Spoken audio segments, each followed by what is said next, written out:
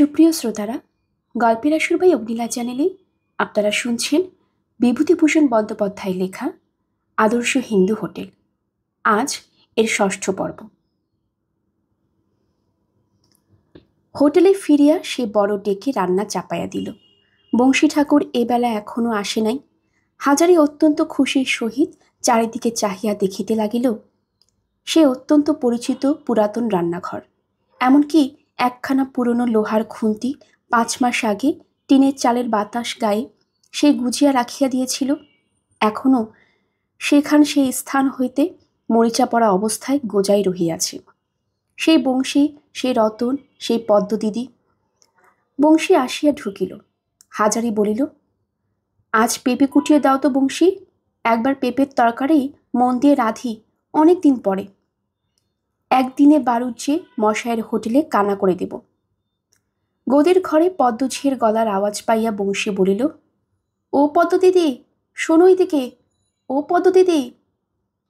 পদ্মঝি 3rd ক্লাসে খাওয়ার পর পার হইয়া রান্নাঘরের মধ্যে আসিয়া ঢুকিয়া বলিল, কি হয়েছে? বংশী বলিল, কি কি রান্না হবে এবেলা?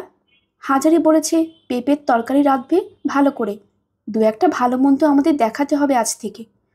পেঁপে তো রয়েছে, কি বলো?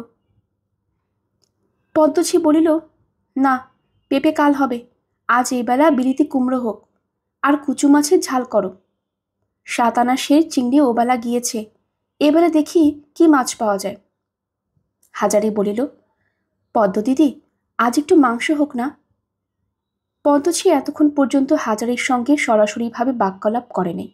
সারাদিনের মধ্যে প্রথম তাহার দিকে চাহিয়া বলিল, মাংস বুধবার হয়ে গিয়েছে, আজ আর হবে না, বরং শনিবার দিনে হবে। হাজারি অত্যন্ত পুলকিত হইয়া উঠিল পদ্ম তাহার সহিত কথা বলাতে, এবং পুলকের প্রথম মুহূর্ত কাটিতে না কাটিতে তাহাকে একেবারে বিস্মিত চকিত করিয়া দিয়া পদ্মঝি জিজ্ঞাসা করিল, এতদিন কোথায় ছিলে ঠাকুর? হাজারি সাগ্রহে বলিল, আমার কথা বলছো পদ্ম দিদি? হ্যাঁ, গোপালনগরে কুণ্ডুবাবুদের বাড়ি। আমি ছুটি নিয়ে বাড়ি এসেছিলাম, তারপর রানাঘাটে আজ এসেছিলাম বেড়াতে। তা বাবু বললেন, বেশ থাকো না, তবে বাইরে জিনিসপত্র নিয়ে যেতে পারবে না বলে দিচ্ছি। ওসব একদম বন্ধ করে দিয়েছেন বাবু। যা পারো এখানে খেও, বুঝলে? না, বাইরে নিয়ে যাব কেন পদ্ম দিদি? তা নিয়ে যাব না। তোমার সে কুসুম কেমন আছে? দেখা করতে যাওনি? পদ্মঝির কণ্ঠস্বরে বিদ্রুপ ও শ্লেষের আভাস। হাজারি লজ্জিত ও অপ্রতিভভাবে উত্তর দিল, কুসুম? হ্যাঁ, তা কুসুম ভালোই। পদ্মঝি অন্যদিকে মুখ ফিরাইয়া বোধহয় যেন হাসিল। অন্তত হাজারি তাহাই মনে হইল। পদ্মঝি ঘর হইতে বাহির হইয়া যাইতেই বংশী বলিল, যাক, চাকরি তোমার পাকা হয়ে গেল হাজারিদা। দুপুরের পর আমরা চলে গেলে বোধহয় কর্তা গিন্নিতে পরামর্শ হয়েছে, চলো এক ঝিলিপ সাজা যাক। হাজারি হাসিল, সব দিকেই ভালো, কিন্তু পদ্ম দিদি কুসুমের কথাটা তুলিল কেন আবার ইহার মধ্যে? ভারী ছোট মন, ছি। বংশী বাহির হইতে চাপা গলায় ডাকিল, ও হাজারিদা, এসো, টেনে নাও এক টান। গাজায় কষিয়া দম মারিয়া হাজারি আসিয়া আবার রান্নাঘরে বসিতেই হঠাৎ অতসীর মুখখানা তাহার চোখের সামনে ভাসিয়া উঠিল। দুর্গা প্রতিমার মতো মেয়ে অতসী, কি মনটি চমৎকার! তাহার কাকাবাবু গাঁজা খায়। অতসী যদি দেখিত! ওই জন্যই তো গ্রামে সে কখনো গাঁজা খায় না। ছেলেপিলের সামনে বড় লজ্জার কথা। অতসী টাকা দিতে চাহিয়াছে, হোটেল তাহাকে খুলিতেই হইবে। কথাটা একবার বংশীকে বলিবে? বংশী ও রতন ভালো লোক দুজনেই, তাহাদের বিশ্বাস করা যায়। দুজনেই তাহাকে ভালোবাসে। বংশীকে বলিল, আজকাল রাত্রিরে টক হয়? সব দিন হয় না, এখন নেবু সস্তা, নেবু দেওয়া হয়, পয়সা 6-7টা পাতি নেবু। একটা কিছু করে দেখাতে হবে তো। বড়ির টক করবো ভেবেছিলাম। তুমি ভাবলে কি হবে? পদ্ম দিদি পাশ করলে তবে তো হাঁড়িতে উঠবে। ভুলে গেলেন নাকি আইন কানুন হাজারি? হাজারি হো হো করিয়া হাসিয়া উঠিল, বলল, বংশী, একটু চা করে খেয়ে নিলে হতো না? আছে তোর জোর? বংশী বলিল, খাবে? আমি দিচ্ছি সব ঠিক করে। ডাল চড়িয়ে গরম জল এই ঘড়িতে কেটে রাখো হাতা দিয়ে। চিনি আছে, চা আনিয়ে দিচ্ছি। মনে আছে আর বছর আমাদের চা খাওয়া? আদার রস করেও দেবে এখন। ৮ ঘন্টার মধ্যে হাজারি ও বংশী মনের আনন্দে কলাই করা বাটি করিয়া চা খাইতেছিল। ভূতগত খাটুনির মধ্যেও ইহাতে আনন্দ কি কম। হাজারি এক দৃষ্টি আগুনের দিকে চাহিয়া চিন্তিত মুখে বলিল, যেখানেই যার মন টেকে, বুঝলে বংশী? গোপালনগরের সন্ধেবেলা রোজ ওদের মন্দিরে ঠাকুরের শীতল হয়। তার সন্দেশ, ফল কাটা, মুগের ডাল ভিজে খেতে দিত আমাকে। চা আমি করে নিতাম উনুনে, কিন্তু তাতে কি এমন মজা ছিল? একা একা বসে রান্নাঘরে চা আর খাবার খেতাম। মন হু হু করত। খেয়ে সুখ ছিল না। আজ শুধু চা খাচ্ছি, তাই যেন কত মিষ্টি। রাত হইয়াছে। স্টেশনের প্ল্যাটফর্মে একখানা গাড়ির আওয়াজ পাইয়া হাজারি বলিল, ও বংশী, কেষ্টনগর এলো যে, ডালে কাটা দিয়ে নাও। সঙ্গে সঙ্গে গোবরা চাকর খাবার ঘর হইতে ঢাকিল। থার্ড ক্লাস 2 থালা। উত্তেজনায় হাজারির সারা দেহ কেমন করিয়া উঠিল। কি কাজের ভিড়, কি লোকজনের হইচই, কি ব্যস্ততা! ইহার মধ্যেই তো মজা।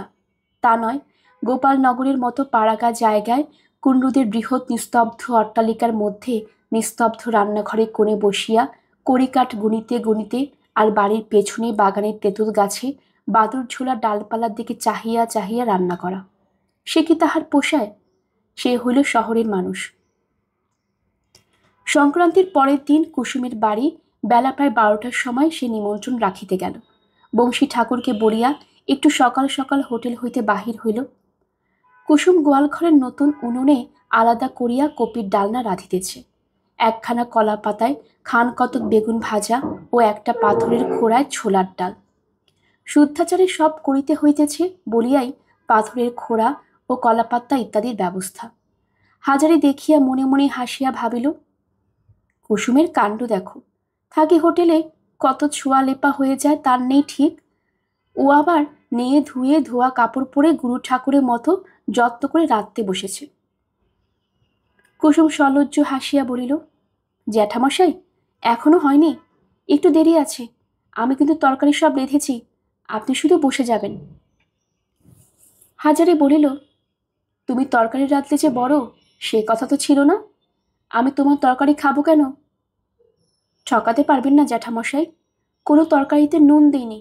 নুন না দিলে খেতে আপনার আপত্তি কি? ভাবলাম আপনি অত বেলায় এসে তরকারি রাঁধবেন, সে বড় কষ্ট হবে। লুচি ভাজা আর কি হাঙ্গামা, দেরি তো হবে তরকারি রাঁধতে, তাই নিয়ে এসে। নুন দাওনি? না মা, তুমি হাসালে দেখছি। আলুনি তরকারি খাওয়াবে তোমার বাড়ি? আর গোয়ালের মেয়ে হয়ে আমি নিজের হাতে রান্নার তরকারি খাইয়ে আপনার জাত মেরে দেব? নরকে পচতে হবে না আমাকে তার জন্য? হাজারি হো হো করিয়া হাসিয়া উঠিল, বলিল, দাও ময়দাটা, মেখে নেই ততক্ষণ। সব ঠিক আছে জ্যাঠামশাই, কিছু করতে হবে না আপনাকে। আপনি বরং শুধু নেচি কেটে লুচিগুলো বেলে দিন। কপিটা হয়ে গেলেই চাটন রাঁধব, তারপর লুচি ভেজে গরম গরম। ওদিকে জ্যাঠামশাই, ও কি? হাজারি গায়ের চাদরের ভেতর হইতে একটা শাল পাতার ঠোঙা বাহির করিতে করিতে আমতা আমতা করিয়া বলিল, এই কিছু নতুন গুড়ের সন্দেশ। আজ 1 তারিখেও মাসের কদিনে মানিটা দিলে কিনা, তাই ভাবলাম একটুখানি মিষ্টি। কুসুম রাগ করিয়া বলিল, এ আপনার বড্ড অন্যায় কিন্তু জ্যাঠামশাই। আপনার এই সবে চাকরের মাইনে, আমার জন্য খরচ করে সন্দেহ না কিনলে আর চলতো না। আপনার দণ্ড করতে আমার এখানে সেবা করতে বলেছি? না, এসব কি ছেলে মানুষই আপনার? হাজারি শাল পাতার ঠোঙাটি দাওয়ার প্রান্তে অপরাধীর মতো সংকোচের সহিত নামাইয়া রাখিয়া বলিল, আমার কি ইচ্ছে করে না মা তোমার জন্য কিছু আনতে? বাবা মেয়েকে খাওয়ায় না বুঝি? হাজারির রকম সকম দেখিয়া কুসুমের হাসি পাইলেও সে হাসি চাপিয়া রাগে সুরে বলিল, না, ভারী চটে গিয়েছি। পয়সা হাতে এলেই অমনি খরচ করার জন্য হাত সুরসুর করে বুঝি? ভারী বড়লোক হয়েছেন বুঝি?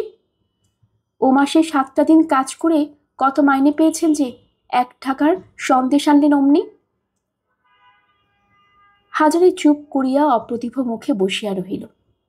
আসুন এদিকে, এই আসনখানায় বসুন, ময়দাটা নিচে করুন এবার। মা কাহাকে অত বকিতেছে দেখিতে কুসুমের ছেলে মেয়ে কোথা হইতে আসিয়া সামনে উঠানে দাঁড়াইতে হাজারি ঠোঙা হইতে সন্দেশ লইয়া তাহাদের হাতে কিছু কিছু দিয়া বলিল, যাক, নাতি নাতি তো আগে খাক, মেয়ে খায় না খায় বুঝবে পরে। পরে কুসুমের দিকে ফিরিয়া বলিল, নাও হাত পাতো, আর রাগ করে না। কুসুম এবার আর হাসি চাপিয়া রাখিতে পারিল না, বলিল, আমি রাত্রে রাত্রে খাবো? কেন, আলগোছে? না। কেন? আমি বুড়ো মাগি, ভোগের আগে পেশাদ পেয়ে বসে থাকি আর কি। হাজারি বুঝিল তাহার খাওয়া না হইয়া গেলে কুসুম কিছুই খাইবে না। সে বিনা বাক্য ব্যয়ে লুচির ময়দা লইয়া বসিয়া গেল। কুসুম বলিল, হোটেল খুলবার কি করলেন? গোপাল ঘোষের তামাকের দোকানের পাশে ওই ঘরখানা 9 টাকা ভাড়া বলে, দেখেছ ঘরখানা?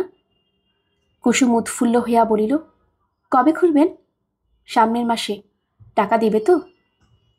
কুসুম গলার সুর নিচু করিয়া বলিল, আস্তে আস্তে, কেউ শুনবে। তোমার শাশুড়ি কই? আমি যেতে পারলাম না বাইরে, তাই দুধ নিয়ে বেরিয়েছে, এলো বলে। বাত ছেড়েছে? মরচেল মাদুলি নিয়ে এখন ভালো আছে, আগে মধ্যে দিন কতক পঙ্গু হয়ে পড়েছিল, তার চেয়ে ঢের ভালো। আপনার জায়গা করে দিই, ওগুলো ভেজে ফেলুন, গরম গরম দেব। হাজারি খাইতে বসিল। কুসুম কাছে বসিয়া কখনো লুচি কখনো তরকারি দিতে দিতে বলিল, আপনি তরকারিতে বেশি করে নুন মেখে খান। রান্না চমৎকার হয়েছে মা। থাক, আপনার আর। হোটেল যেদিন খুলব সেদিন তোমায় নিজের হাতে রেঁধে খাওয়াবো। না, ওসব করতে দেবে না, বুঝে সুঝে চলতে হবে না। টাকা নিয়ে ভূতনন্দী কাণ্ড করবেন? কি করব না? তুমি চেনো না আমায়। আমার জন্য 1 পয়সা খরচ করতে পারবেন না, আপনি বলে দিচ্ছি। তাহলে আপনার সঙ্গে কথাবার্তা বন্ধ করে দেব ঠিক। 15 দিন পরে হাজারি গ্রামের সংসারে খরচপত্র দিতে গেল। বৈকালে হরিবাবুর বাড়ি বেড়াইতে গিয়া দেখিল হরিবাবু বৈঠকখানায় আরও 2টি অপরিচিত ভদ্রলোকের সহিত বসিয়া কথা বলিতেছেন। তাহাকে দেখিয়া বলিলেন, এই যে এসো হাজারি, বসো বসো। এরা এসেছেন কলকাতা থেকে অতসীকে দেখতে। তুমি এসেছো, ভালোই হয়েছে। রাত্রে আমার এখানে খেও আজ। অতসী তাহা হইলে বিবাহ? যদি ইতিমধ্যে তাহার বিবাহ হইয়া যায়, সেই শ্বশুরবাড়ি চলিয়া গেলে টাকা কড়ি ব্যাপার চাপা পড়িয়া যাইবে। হাজারি একটু দমিয়া গেল।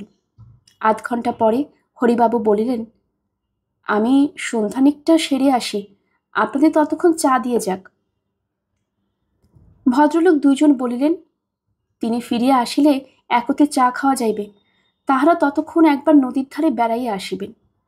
অল্পক্ষণ পরেই অতসী আসিয়া বৈঠকখানায় বাড়ির ভেতরের দিকে দরজা হইতে একবার সন্তর্পণে উকি মারিয়া ঘরের মধ্যে ঢুকিল।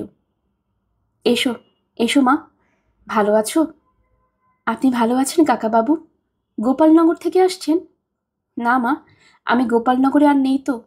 রানাঘাটের সেই হোটেলে কাজ আবার নিয়েছি যে, ওরা ডেকে বহাল করলে। করবে না? আপনার মতো লোক পাবে কোথায়? আমায় এবার একটা কিছু শিখিয়ে দিয়ে যান কাকাবাবু, আপনার নাম করব চিরকাল। মা, এ হাতে কলমের জিনিস, বলে দিলে তো হবে না, দেখিয়ে দিতে হবে।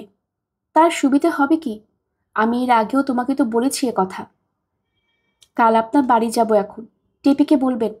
তাকে নিয়ে এলেন না কেন? তাকে নিয়ে আসবেন, সেও আমাদের এখানে রাত্রে খাবে। অতসী একটু পরেই চলিয়া গেল, কারণ আগন্তুক ভদ্রলোক 2টির গলার আওয়াজ পাওয়া গেল বাড়ির বাহিরের রাস্তার দিকে।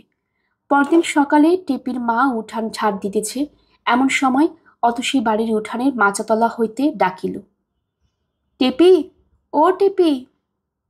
টেপির মা তাড়াতাড়ি হাতে ঝাঁটা ফেলিয়া সেখানে আসিয়া উপস্থিত হইল। জমিদারের মেয়ে অতসী গ্রামের কাহারও বাড়ির বড় একটা যায় না। তাহাদের মতো গরিব লোকের বাড়ি যে যাতায়াত করিতেছে, ইহা ভাগ্যেরও কথা বটে। গব্য করিয়া লোকের কাছে পরিচয় দেবার মতো কথাও বটে। হাসিয়া বলিল, টেপি বাসন নিয়ে পুকুরে গিয়েছে, এসো বসো মা। কাকাবাবু কোথায়? হাজারি কাল রাত্রে অতসীদের বাড়ি গুরুতর আহার করিলেও আজ হাঁটিয়া 3 ক্রোশ পথ রানাঘাট যাইবে। ওই অজুহাতে বড় এক বাটি চাল ভাজা নুন লঙ্কা সহযোগে ঘরের ওদিকে দাওয়ায় বসিয়া চর্বণ করিতেছিল। অতসী পাছে এদিকে আসিয়া পড়ে, এবং তাহার চাল ভাজা খাওয়া দেখিয়া ফেলে সেই ভয়ে বাটিটা সে তাড়াতাড়ি কোচার কাপড় দিয়া চাপা দিল। অতসী আসিয়া বলিল, কই কাকাবাবু কোন দিকে বসে? ও, খুব সময়ে চাল ভাজার বাটি ঢাকিয়া ফেলিয়াছে সে। অতসী তাহাকে রাক্ষস ভাবিত। রাত্রের ওই ভীষণ খাওয়ার পরে সকাল হইতে না হইতেই, এই যে মা, কি মনে করে এত সকালে? আপনি আমাদের বাড়ি দুপুরে খাবেন, তাই বলতে বলে দিলেন বাবা। না মা, আমি এক্ষুনি বেরোচ্ছি রানাঘাট, ছুটি তো নেই, আর কাল রাতে যে খাওয়া হয়েছে তাতে। তবে টেপিয়ার খুড়িমা যাবেন, ওদের নেমন্তন্ন, আমি বলে যাচ্ছি ওদের। বলিয়া অতসী দাওয়ায় উঠিয়া নিজে পিড়ি পাতিয়া বসিয়া গেল। দেখিয়া হাজারি প্রমাদ গুনিল, একই সময় নাই, 10টার মধ্যে হোটেলে পৌঁছিয়া রান্না চাপাইতে হইবে। এক বাটি চাল ভাজা চিবাইতেও তো সময় লাগে। হতভাগা মেয়েটা সব মাটি করিল। বাটিটা লুকাইয়া বসিয়া থাকাই বা কতক্ষণ চলে? অতসী বলিল, কাকাবাবু, আমার সঙ্গে যদি আপনারা দেখা না হয়? কেন দেখা হবে না? অতসী লাজুক মুখে বলিল, ধরুন যদি আমি এখান থেকে যদি। বুঝেছি মা, ভালোই তো, আনন্দের কথাই তো। আপনারা তাড়াতে পারলে বাঁচেন তো জানি, মার মুখেও সেই এক কথা, বাবার মুখেও সেই এক কথা। সে যা হয় হবে, আমি তা বলছি নে। আমি বলছি আপনি আজ থেকে যান। আমি যে কথা দিয়েছিলাম আপনার কাছে, সেই টাকা মনে আছে তো? আপনাকে তা আজ দিয়ে দেই। যদি বলেন তো এখনই আনি, আমার মনের ভার কমে যায়। তারপর যেখানে আপনারা আমায় বিদায় করে দেবেন। ও কি মা, বিদায় তোমায় কেউ করছে না, অমন কথা বলতে নেই, কিন্তু টাকা নিতান্তই দেবে তাহলে? যখন বলেছি তখন আপনি কি ভেবেছিলেন কাকাবাবু আমি মিথ্যে বলছি? তা ভাবিনি। আচ্ছা ধরো, এমন তো হতে পারে আমি হোটেল খুলে লোকসান দিলাম, তখন তোমার টাকা তো শোধ দিতে পারবো না। আমি তো বলেছি, না দিতে পারেন তাই কি, আপনি বসুন, আমি টাকা নিয়ে আসি। 8 ঘণ্টার মধ্যে অতসী ফিরল। সন্তপূর্ণে আঁচলের গেরো খুলিয়া তাহাকে 200 টাকার খুচরা নোট গুনিয়া দিতে দিতে বলিল, এই রইল, আমার টাকা ফেরত দিতে হবে না, টেপির বিয়ে দিবেন সে টাকায়। আমি যাই, লুকিয়ে চলে এসেছি, বাবা খুঁজবেন আবার। রানাঘাট যাইতে সারা পথ হাজারি অন্য মনুষ্কভাবে চলিল। বেশ মেয়ে অতসী, ভগবান ওর ভালো করুন। তাহার মন বলিতেছে, ওর হাত দিয়া যে টাকা আসিয়াছে সে টাকার ব্যবসা খুলিলে লোকসান খাইবে না। স্বয়ং লক্ষ্মী যেন তাহার হাতে আসিয়া টাকা গুজিয়া দিয়া গেলেন। হোটেলে পৌঁছিয়া সে দেখিল রান্নাঘরে বংশী ঠাকুর ডাল চাপাইয়া একা বসিয়া। তাহাকে দেখিয়া বলিল, আরে এসো হাজারিদা, বড্ড বেলা করলে যে, বড় ডেকে ভাতটা চাপাও, নেবে নাকি একটু দম দিয়ে? তা নাও না, সাজো গিয়ে, আমি ডাল দেখছি। একটু পরে গাজার কলিকাঠি হাজারির হাতে দিয়া বংশী বলিল, একটা বড় কাজে বায়না এসেছে, নেবে? আন্দুলের ঘোষেদের বাড়ি রাস হবে, 7 দিনের ঠিকে কাজ, বদে ভিয়েন, সন্দেশ ভিয়েন, রান্না এসব, 2 টাকা মজুরি দিন, খোরাকি বাদে। হাজারি বলিল, বংশী, একটা কথা বলি তোমায়, আমি হোটেল খুলছি রানাঘাটের বাজারে, কাউকে বলো না কথাটা, তোমাকে আসতে হবে আমার হোটেলে। কথাটা ঠিক শুনিয়াছে বলিয়া বংশীর যেন মনে হইল না। সে অবাক হইয়া উহার দিকে চাহিয়া থাকিয়া বলিল, হোটেল খুলবে তুমি? হ্যাঁ, আমি না কে, তোমার বেহাই? বংশী বলিল, কি পাগলের মতো বলছো হাজারিদা, কলকে রাখো, আর টান দিও না। রেলবাজারে একটা হোটেল খুলতে কত টাকা লাগে তুমি জানো? কত টাকা লাগে বলে তোমার মনে হয়? 500 টাকার কম নয়, 400-তে হয় না? আপাতত চলবে, কিন্তু কে তোমার 400 টাকা? উত্তরে কোচার কাপড়ের গেরো খুলিয়া হাজারি বংশীকে নোটের তারা দেখাইয়া বলিল, এই দেখছো তো 200 টাকা ইতে আছে, জোগাড় করে এনেছি, এখন লাগো গাছকুমোর বেঁধে, তোমার অংশ থাকবে যদি প্রাণপণে চালাতে পারো, তোমায় ফাঁকি দেব না। আজ থেকে বাড়ি দেখো, 15 টাকা পর্যন্ত ভাড়া দেব, আর 200 টাকাও জোগাড় আছে। বংশী ঠাকুর মুখের মধ্যে একটা অস্পষ্ট শব্দ করিয়া বলিল, ভেলা আমার মানিক রে, হাজারিদা এসো, তোমায় কোলে করে নাচি, এক অস্ত্রে বেচুচক্কতি বধ, পদ্মদিদি বধ, যদু বাড়ুচ্ছে বধ। চুপ চুপ, চলো ছুটির পর দুজনে ঘর দেখা যাক। তামাকের দোকানের পাশে ওই ঘরখানা 9 টাকা ভাড়া বলে। জায়গাটাকে ভালো। আচ্ছা, বাজার কেমন বংশী? বাজার ভালো, নতুন আলু সস্তা হলে আরও সুবিধে হবে। নতুন আলু উঠল বলে, কেবল মাছটা এখনো আকড়া। ঘর দেখার পর একটা ফর্দ করে ফেলা যাক, এসো। থালা বাসন, বালতি, জ্বালা, শিলনোড়া, বটি। আজ খাওয়াও হাজারিদা। মাইরি, একটা কাজের মতো কাজ করলে। আচ্ছা, টাকা পেলে কোথায় বলো না? পরে বলবো সব, তার ঢের সময় আছে। এখন আগেকার কাজ আগে করো। পদুচি হঠাৎ রান্নাঘরে ঢুকিয়া বলিল, বেশ তো, দুটিতে বসে খোশ গল্প চলছে। ওদিকে মাছ ডাঙায়, তরকারি ডাঙায়। এখনই লোক খেতে আসবে। গোবরা চাকর হাঁকিল, 3rd ক্লাস 1 থালা। পদ্মছি বলিল, ওই এলো তো, এখন মাছ ভাজা পর্যন্ত হলো না যে, তাই দিয়ে ভাত দেবে। এদিকে গাজার ধোয়ায় তো রান্নাঘর অন্ধকার, সব তাড়াতে হবে। তবে হোটেল চলবে। কর্তার খেয়ে দে নেই কাজ, তাই যত হাড় হাওয়াতে পাজরে গাঁজাখোর আবার জুটিয়ে এনে হাতও বড়ি করে দিয়েছি। বংশী ঠাকুর বলিল, রাগ করো কেন পদ্ম দিদি? কাল রাতের বাসি মাছ ভেজে রেখেছি। 3rd ক্লাসের খদ্দের যারা সকালে খায়, তাই চিরকাল খেয়ে আসছি। হাজারি বংশীর দিকে চাহিয়া বলিল, না বংশী, দই এনে দাও, সেও ভালো। বাসি মাছ দিও না, ওতে নাম খারাপ হয়ে যায়। ও থাক।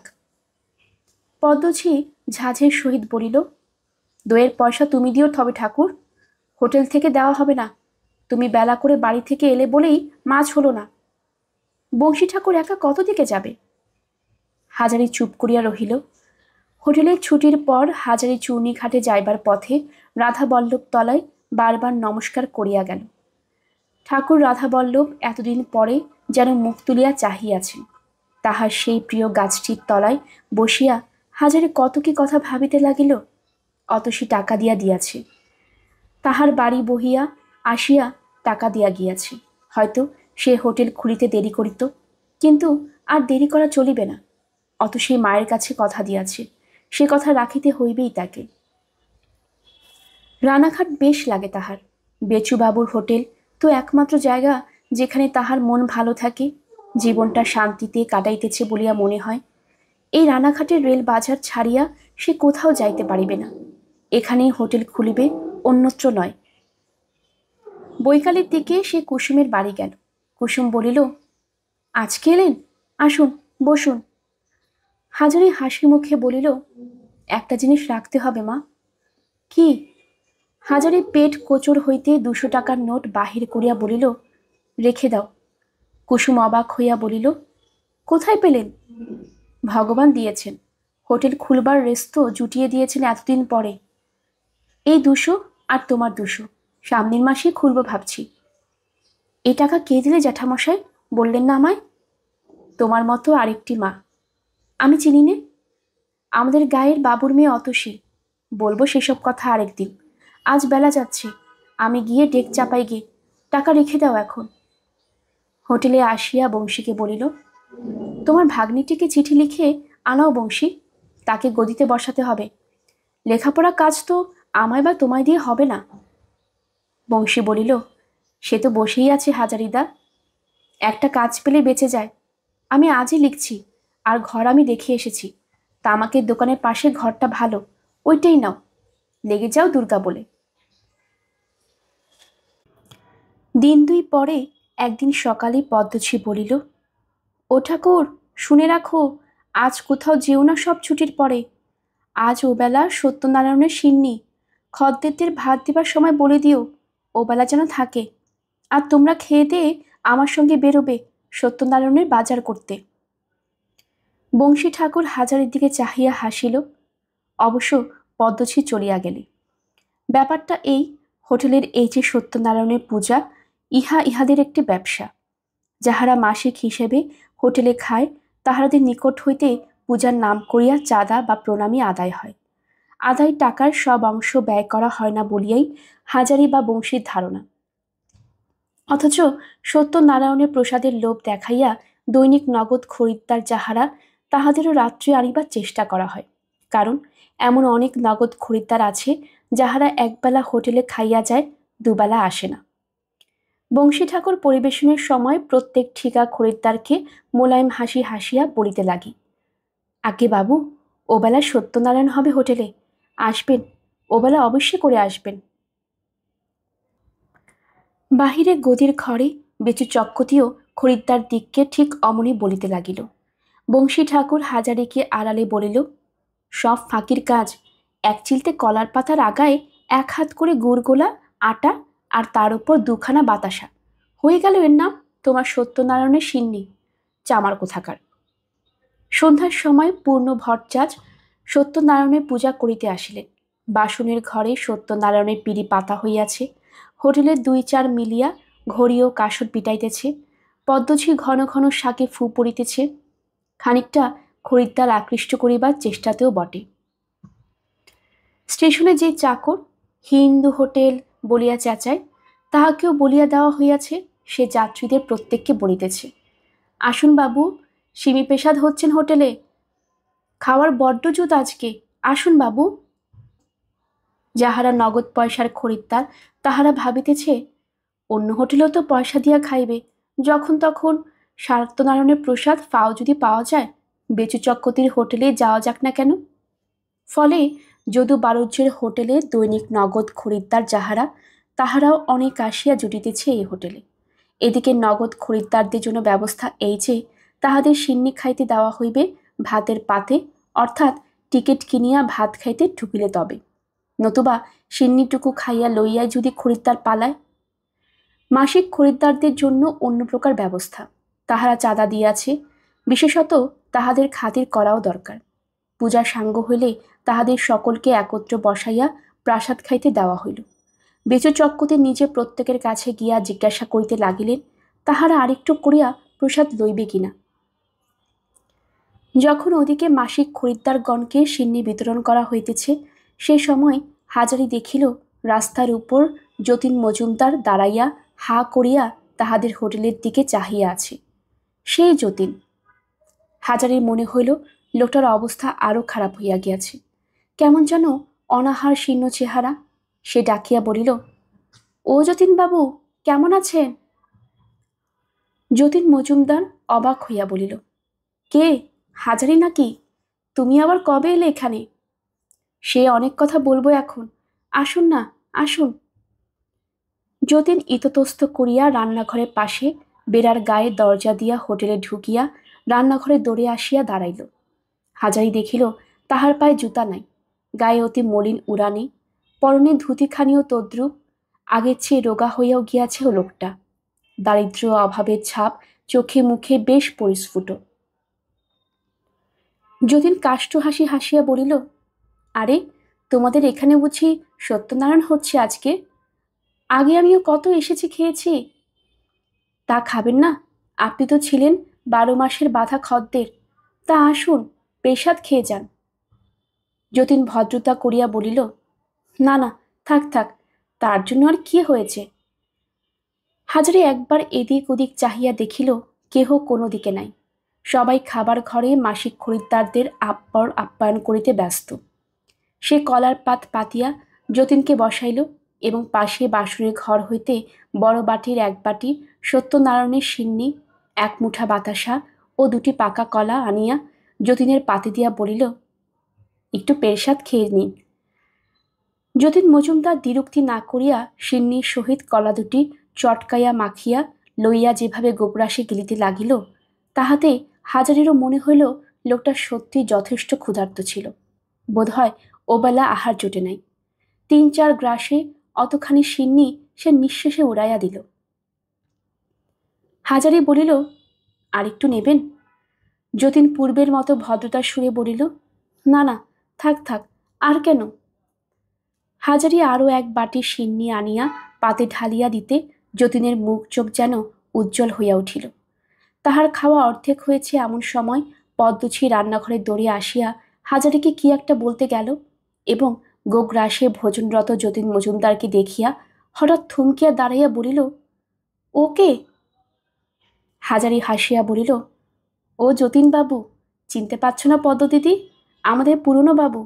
যাচ্ছিলেন রাস্তা দিয়ে, তা আমি বললাম, আজ পুজোর দিনটা একটু পেশাদ পেয়ে যান বাবু। পদ্মঝি বলিল, বেশ, বলিয়াই সে ফিরিয়া আবার গিয়া মাসিক খরিদ্দারদের খাবার ঘরে ঢুকিল। যতীন ততক্ষণ পদ্মঝিকে কি একটা কথা বলতে যাইতেছিল, কিন্তু সে কথা বলিবার সুযোগ ঘটিল না তাহার। সে খাওয়া শেষ করিয়া এক ঘটি জল চাহিয়া লইয়া খাইয়া চোরের মতো খিড়কি দরজা দিয়া বাহির হইয়া গেল। অল্পক্ষণ পরেই গোবরা চাকর আসিয়া বলিল, ঠাকুর, কর্তা তোমাকে ডাকছেন। হাজারি বুঝিয়াছিল কর্তা কি জন্য তাহাকে জরুরি তলব দিয়াছেন। সে গিয়া বুঝিল তাহার অনুমান সত্য, কারণ পদ্মঝি মুখ ভার করিয়া গদির ঘরে বেচু চক্রবর্তীর সামনে দাঁড়াইয়া। বেচু চক্রবর্তী বললেন, হাজারি, তুমি যত্নেটাকে হোটেলে ঢুকিয়ে তাকে বসিয়ে সিন্নি খাওয়াচ্ছিলে? পদ্মঝি হাত নাড়িয়া বলিল, আর খাওয়ানো বলে খাওয়ানো, এক এক গামলা সিন্নি দিয়েছে তার পাতে। ইচ্ছে ছিল নুকিয়ে খাওয়াবে, ধর্মের ঢাক বাতাসে নড়ে। আমি গিয়ে পড়েছি, সেই সময় বড় ডেক নামলো কিনা তাই দেখতে। আমায় দেখে হাজারে বিনীতভাবে বলিল, সত্যনারায়ণের পেশাদ বলেই বাবু দিয়েছিলাম, আমাদের পুরনো খদ্দের।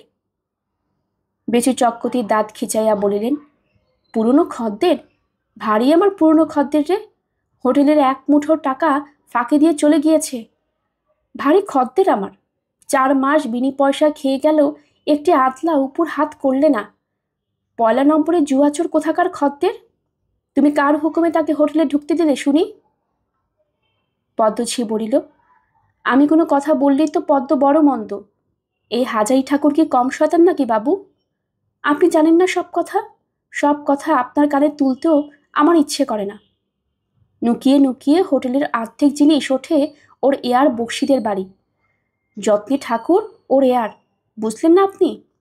বহাল করেন লোক, তখন আমি কেউ নই, কিন্তু হাতে হাতে ধরে দেবার বেলা এই জনা যেন হলেও দেখি চলে না। এই দেখুন, আবার চুরি। চামারি সুর যদি না হয় হোটেলে, তবে আমার নাম। বেচু চক্রবর্তী বলিলেন, এটা তোমার নিজের হোটেল নয় যে তুমি হাজারি ঠাকুর এখানে যা খুশি করবে। নিজের মতো এখানে খাটালে চলবে না যেন। তোমার 8 আনা জরিমানা হলো। হাজারি বলিল, বেশ বাবু, আপনার বিচার যদি তাই হয়, করুন জরিমানা। তবে যতীন বাবু আমার এয়ারও নয় বা সেসব কিছুই নয়। এই হোটেলেই ওর সঙ্গে আমার আলাপ, ওকে দেখিও নিও কতদিন। পদ্ম দিদি অনেক অন্যায্য কথা লাগায় আপনার কাছে আমি আসছে মাস থেকে আর এখানে চাকরি করব না। পদ্মঝি এ কথায় অনর্থ বাধাইল, হাত পা নাড়িয়া চিৎকার করিয়া বলিল, লাগায়? লাগায় তোমার নামে? তুমি যে বড় লাগাবার যোগ্যী লোক, তাই পদ্ম লাগিয়ে লাগিয়ে বেড়াচ্ছে তোমার নামে। যত বড় মুখ নয় তত বড় কথা। তোমার মতো লোককে পদ্ম গেরাজ্যের মধ্যে আনে না, তা তুমি ভালো করে বুঝো ঠাকুর। যাও না, তুমি আজই চলে যাও। সামনের মাসে কেন, মাইনেপত্র চুকিয়ে আজই বিদায় হও না। তোমার মতো ঠাকুর রেল বাজারে গন্ডায় গন্ডায় মিলবে। বেচু চক্রবর্তী বলিলেন, চুপ চুপ পদ্ম, চুপ করো। খদ্দের পত্র আসছে যাচ্ছে, ও কথা এখন থাক, পরে হবে। আচ্ছা, তুমি যাও এখন হাজারি ঠাকুর। অনেক রাতে হোটেলের কাজ মিটিল। শুইবার সময় হাজারি বংশীকে বলিল, দেখলে তো কিরকম অপমানটা আমায় করলে পল দিদি। তুমিও ছাড়ো, চলো দুজনে বেরিয়ে যাই। দেখো একটা কথা বংশী, এই হোটেলের ওপর কেমন একটা মায়া পড়ে গিয়েছিল। মুখে বলি বটে যাই যাই, কিন্তু যেতে মন সরে না। কতকাল ধরে তুমি আর আমি এখানে আছি ভেবে দেখো তো। এ যেন আপনার ঘরবাড়ি হয়ে গিয়েছে, তাই না? কিন্তু এরা, বিশেষ করে পদ্মদিদি, এখানে টিকতে দিলে না। এবার সত্যিই যাব। বংশী বলিল, যতীনকে তুমি ডেকে দিলে না? ও আপনি এসেছিল? আমি ডেকেছিলাম, ওর অবস্থা খারাপ হয়ে গিয়েছে, আজকাল খেতেই পায় না, তাই ডাকলাম। বলি, পুরনো খদ্দের তো, কত লোক খেয়ে যাচ্ছে, ও একটু সিন্নি খেয়ে যাক, এই তো আমার অপরাধ। পরের মাসে শুভ 1 তারিখে রেলবাজারে গোপাল ঘোষের তামাকের দোকানের পাশেই নতুন হোটেলটা খুলিল। টিনের সাইনবোর্ড লেখা আছে, আদর্শ হিন্দু হোটেল। হাজারি ঠাকুর নিজের হাতে রান্না করিয়া থাকেন। ভাত, ডাল, মাছ, মাংস সব রকম প্রস্তুত থাকে, পরিষ্কার পরিচ্ছন্ন ও সস্তা। আসুন আসুন, পরীক্ষা করুন। বেচু চক্রতে হোটেলের অনুকরণে সামনেই গদির ঘর। সেখানে বংশী ঠাকুরের ভাগ্নে সেই ছেলেটি কাঠের বাক্সের উপর খাতা ফেলিয়া খরিদ্দারগণের আনাগোনার হিসাব রাখিতেছে। ভেতরে রান্না করিতেছে বংশী ও হাজারি। বেচু চক্রতের হোটেলের মতোই 3টি শ্রেণী করা হইয়াছে, সেই রকম টিকিট কিনিয়া ঢুকিতে হয়। তা নিতান্ত মন্দ নয়। খুলিবার দিন দুপুরে খরিদ্দার হইল ভালোই। বংশী খাইবার ঘরে ভাত দিতে আসিয়া ফিরিয়া গিয়া হাজারিকে বলিল, 3rd ক্লাস 30খানা, প্রথম দিনের পক্ষে যথেষ্ট হয়েছে, ওবেলা মাংস লাগিয়ে দাও। বহুদিনের বাসনা ঠাকুর রাধাবল্লভ পূর্ণ করিয়াছেন। হাজারি এখন হোটেলের মালিক। বেচু চক্রতের সমান দরের লোক সে আজ। অত্যন্ত ইচ্ছা হইল যত জানাশোনা পরিচিত লোক যে যেখানে আছে সকলকে এই কথাটা বলিয়া বেড়ায়। মনের আনন্দ চাপিতে না পারিয়া বৈকালে কুসুমের বাড়ি গিয়া হাজির হইল। কুসুম বলিল, কেমন চলল হোটেল জ্যাঠামশাই? বেশ খদ্দের পাচ্ছি। আমার বড্ড ইচ্ছে তুমি একবার এসে দেখে যাও, তুমি তো অংশীদার। যাব এখন, কাল সকালে যাব। আপনার মুনিপ কি বললে? রেগে কাই, ও মাসের মাইনে দেয়নি। না দিককে, সত্যি বলছি কুসুম্মা, আমার বয়স কি বলে 48 হয়েছে। আমার যেন মনে হচ্ছে আমার বয়স 15 বছর কমে গিয়েছে। হাতে পায়ে বল এসেছে কত। তুমি আর আমার অতসীমা, তোমরা আর জন্মে আমার কি ছিলে জানি নে। তোমাদের। কুসুম বাধা দিয়া বলিল, আবার ওসব কথা বলছেন জ্যাঠামশাই? আমার টাকা দিয়েছি সুদ পাবো বলে। এ তো ব্যবসায় টাকা ফেলা। টাকা কি তরঙ্গের মধ্য থেকে আমার সজ্ঞে পিদিম দিত? বলিনি আমি আপনাকে? তবে হ্যাঁ, আমাদের বাবুর মেয়ের কথা যা বললেন, সে দিয়েছে বটে কোনো খাই না করে। তার কথা 1000 বার বলতে পারেন। তার বিয়ের কি হলো? সামনে সোমবার বিয়ে, চিঠি পেয়েছি, যাচ্ছি ওদিন সকালে। আমার কাকার সঙ্গে যদি দেখা হয় তবে এসব টাকা করে কথা যেন বলবেন না সেখানে। তোমাকে শিখিয়ে দিতে হবে না মা, যতবার দেখা হয়েছে তোমার নামটি পর্যন্ত কখনো সেখানে ঘুণাক্ষরে করিনি। আমারও বাড়ি এরোশোলা, আমায় তোমার কিছু শেখাতে হবে না। কথা মতো পরদিন সকালে কুসুম হোটেল দেখতে গেল। সে দুধ দই লইয়া অনেক বেলা পর্যন্ত পাড়ায় পাড়ায় বেড়ায়। তাহার পক্ষে ইহা আশ্চর্যের কথা কিছুই নহে। হাজারি তাহাকে রান্নাঘরে যত্ন করিয়া বসাইতে গেল, সে কিন্তু দোরের কাছে দাঁড়াইয়া রহিল। বলিল, আমি গুরু ঠাকুরন কিছু আসিনি যে আসন পেতে যত্ন করে বসাতে হবে। হাজারি বলিল, তোমারও তো হোটেল কুসুম্মা, তুমি এর অংশীদারও বটে, মহাজনও বটে।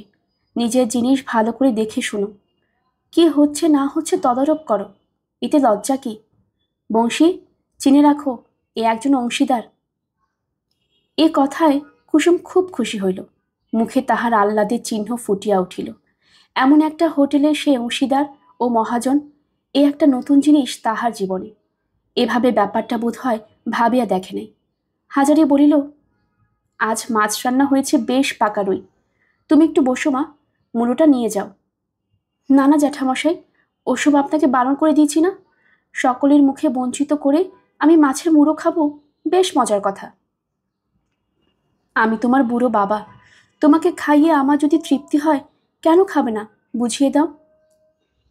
হোটেলের চাকর হাঁকিল, 3rd ক্লাস 3 থালা। হাজারি বলিল, খদ্দের আসছি, বসো মা একটু, আমি আসছি। বংশী, ভাত বেড়ে ফেলো। আসিবার সময় কুসুম সলজ্জ সংকোচের সহিত হাজারির দেওয়া 1 কাশি মাছ তরকারি লইয়া আসিল। 1 বছর কাটিয়া গিয়াছে। হাজারি এরোশোলা হইতে গরুর গাড়িতে রানাঘাট ফিরিতেছে, সঙ্গে টেপির মা, টেপি ও ছেলেমেয়ে। তাহার হোটেলের কাজ আজকাল খুব বাড়িয়া গিয়াছে। রানাঘাটে বাসা না করিলে আর চলে না। টেপির মা বলিল, আর কতটা আছে হ্যাঁ গা? ওই তো সেগুন বাগান দেখা দিয়েছে, এবার পৌঁছে যাব। টেপি বলিল, বাবা, সেখানে নাইব কোথায়? পুকুর আছে না গাং? গাং আছে, বাসায় টিউব কল আছে। টেপির মা বলিল, তাহলে জল টানতে হবে না পুকুর থেকে, বেঁচে যাই। ইহারা কখনো শহরে আসে নাই। টেপির মার বাপের বাড়ি এরোশোলা 2 ক্রোশ উত্তরে মনিরামপুর গ্রামে। জন্ম সেখানে, বিবাহ এরশোলায়। শহর দেখিবার একবার সুযোগ হইয়াছিল অনেকদিন আগে। অগ্রহায়ণ মাসে গ্রামের মেয়েদের সঙ্গে একবার নবদ্বীপে রাস দেখিতে গিয়াছিল। হোটেলের কাছেই একখানা একতলা বাড়ি পূর্ব হইতে ঠিক করা ছিল। টেপের মা বাড়ি দেখিয়া খুব খুশি হইল। চিরকাল খড়ের ঘরে বাস করিয়া অভ্যাস, কোঠা ঘরে বাস এই তাহার প্রথম। কখানা ঘর গা? রান্নাঘর কোন দিকে? কই তোমার সে টিউকল দেখি। জল বেশো তো। ওরে টেপে, গাড়ি কাপড়গুলো আলাদা করে রেখে দে এক পাশে। ওসব নিয়ে ছিষ্টি ছোঁয়া নেপা করো না যেন। বস্তার মধ্য থেকে একটা ঘটি আগে বের করে দাও না গো। এক ঘটি জল আগে তুলে নিয়ে আসি। একটু পরে কুসুম আসিয়া ঢুকিয়া বলিল, ও জেঠিমা, এলেন সব? বাসা পছন্দ হয়েছে তো? টেপির মা কুসুমকে চেনে, গ্রামে তাহাকে কুমারী অবস্থা হইতে দেখিয়াছে। বলিল, এসো মা কুসুম, এসো এসো। ভালো আছো তো? এসো এসো, কল্যাণ হোক। হোটেলের চাকর রাখাল এ সময় আসিল। তাহার পেছনে মোটের মাথায় এক বস্তা পাথরে কয়লা। হাজারিকে বলিল, কয়লা কোন দিকে নামাবো বাবু? হাজারি বলিল, কয়লা আনলি কেন রে? তোকে যে বলে দিলাম কাঠ আনতে, এর কয়লার আজ দিতে জানে না। কুসুম বলিল, কয়লার উনুন আছে? আমি আজ দিয়ে দিচ্ছি। আর শিখে নিতে হবে তো জেঠিমাকে, কয়লা সস্তা পড়বে কাঠের চেয়ে এ শহর বাজার জায়গায়। আমি একদিনই শিখিয়ে দেব জেঠিমাকে। রাখাল কয়লা নামাইয়া বলিল, বাবু, আর কি করতে হবে এখন? হাজারি বলিল, তুই এখন যাস নে, জল টলগুলো তুলে দিয়ে জিনিসপত্র গুছিয়ে রেখে তবে যাবি। হোটেলের বাজার এসেছে? এসেছে বাবু। তা থেকে এই বেলার মতো মাছ তরকারি 4-5 জনের মতো নিয়ে আয়। ও বেলা আলাদা বাজার করলেই হবে। আগে জল তুলে দে দেখি। টেপির মা বলিল, ও কে গো? ও আমাদের হোটেলের চাকর, বাসায় কাজও করবে, বলে দিয়েছি। টেপির মা অবাক হইল। তাহাদের নিজেদের চাকর, সে আবার হাজারিকে বাবু সম্বোধন করিতেছে। এসব ব্যাপার এতই অভিনব যে বিশ্বাস করা শক্ত। গ্রামের মধ্যে তাহারা ছিল অতি গরিব গৃহস্থ। বিবাহ হইয়া পর্যন্ত বাসন মাজা, জল তোলা, খাড় কাচা, এমনকি ধান ভানা পর্যন্ত সব রকম গৃহকর্ম সে একা করিয়া আসিয়াছে। মাস 4-5 হইল দুটি সচ্ছল অন্নের মুখ সে দেখিয়া আসিতেছে, নতুবা আগে আগে পেট ভরিয়া দুটি ভাত খাইতে পাওয়াও সময় সময় পাইত না। আর আজ একে ঐশ্বর্যের দ্বার হঠাৎ তাহার সম্মুখে উন্মুক্ত হইয়া গেল। কোঠা বাড়ি, চাকর, কলের জল, এসব স্বপ্ন না সত্য? রাখাল আসিয়া বলিল, দেখুন তো মা, এ মাছ তরকারিতে হবে না? আর কিছু আনবো? বড় বড় পোনা মাছের দাগা 10-12 খানা। টেবির মা খুশির সহিত বলিল, না বাবা, আর আনতে হবে না, রাখো ওখানে। ওগুলো কুটি দেই মা।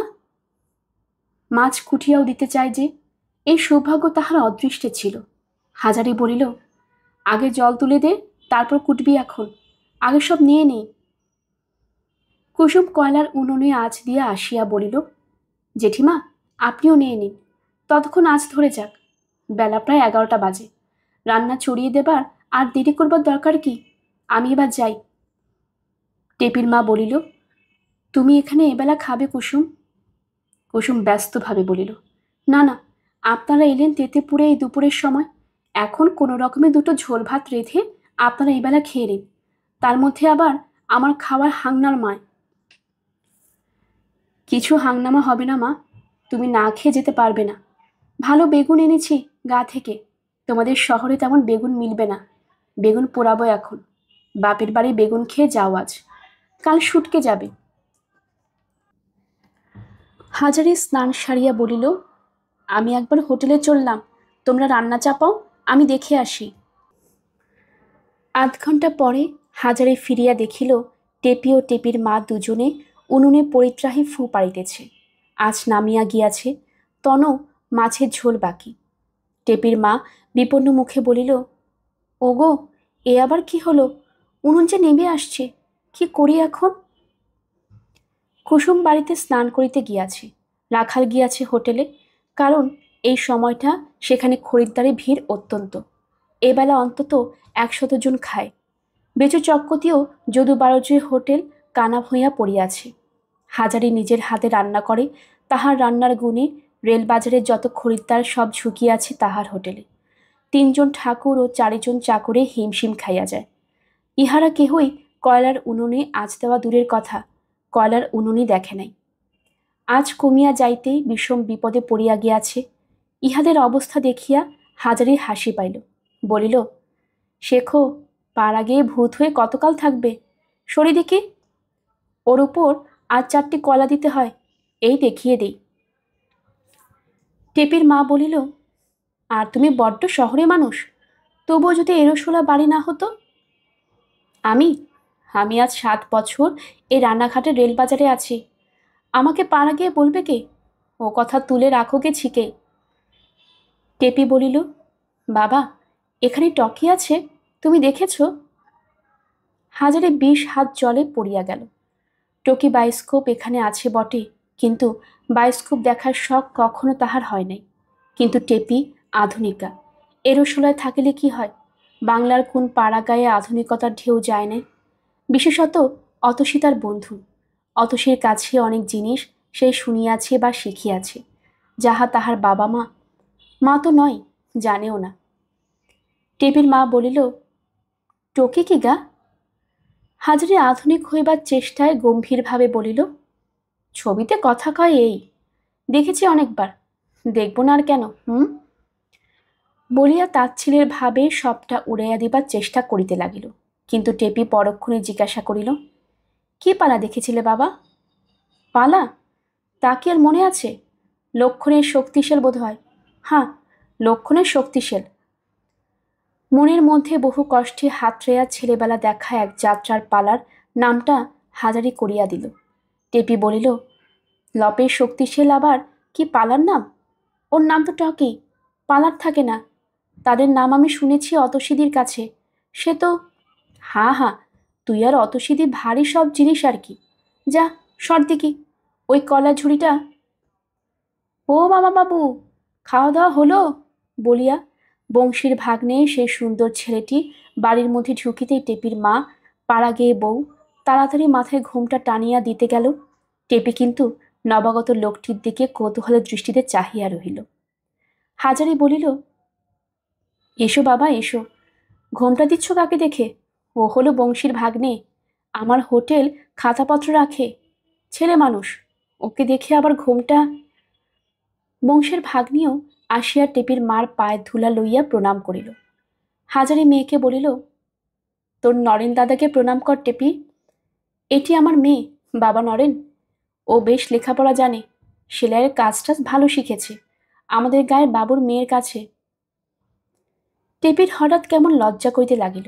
ছেলেটি দেখতে যেমন, এমন চেহারার ছেলে সে কখনো দেখে নাই। কেবল ইহার সঙ্গে খানিকটা তুলনা করা যায় অতসীদির বরের, অনেকটা মুখের আদল যেন সেই রকম। বংশীর ভাগ্নেও তাহার স্বচ্ছন্দ হৃদ্যতার ভাব হারাইয়া ফেলিয়াছে। চোখ তুলিয়া ভালো করে চাওয়া যেন একটু কষ্টকর হইয়া উঠিতেছে। টেপির দিকে তো তেমন চাহিতেই পাইল না।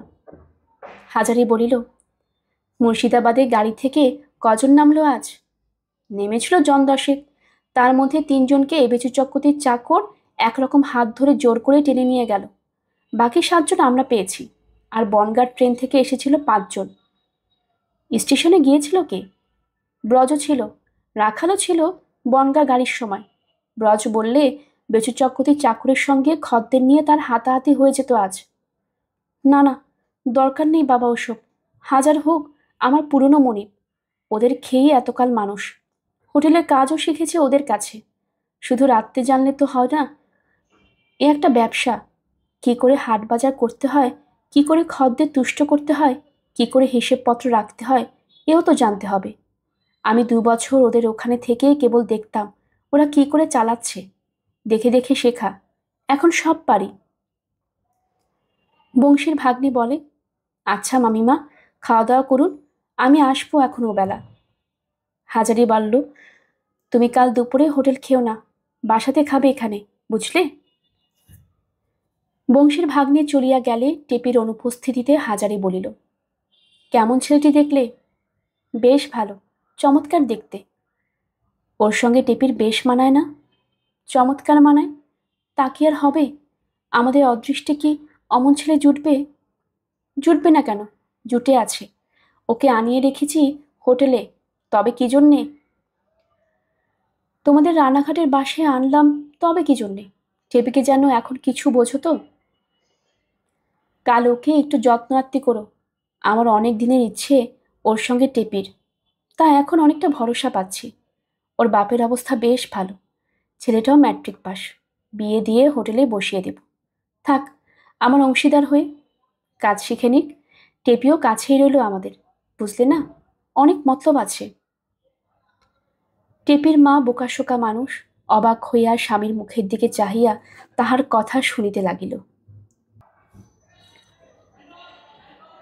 গল্পের আসরে অগ্নিলা চ্যানেলে আপনারা শুনছিলেন বিভূতিভূষণ বন্দ্যোপাধ্যায়ের লেখা আদর্শ হিন্দু হোটেল। আজ ছিল এর ৬ষ্ঠ পর্ব। আপনারা নতুন যারা আমাদের চ্যানেলটি শুনছেন, আশা করছি আপনাদের সবার কাছে ভালো লাগছে। আশেপাশের সবাইকে জানিয়ে দিবেন, কাইন্ডলি চ্যানেলটি সাবস্ক্রাইব করে নেবেন। পরবর্তী পর্ব শোনার জন্য আমন্ত্রণ জানানো হলো। সবাই ভালো থাকবেন। ধন্যবাদ।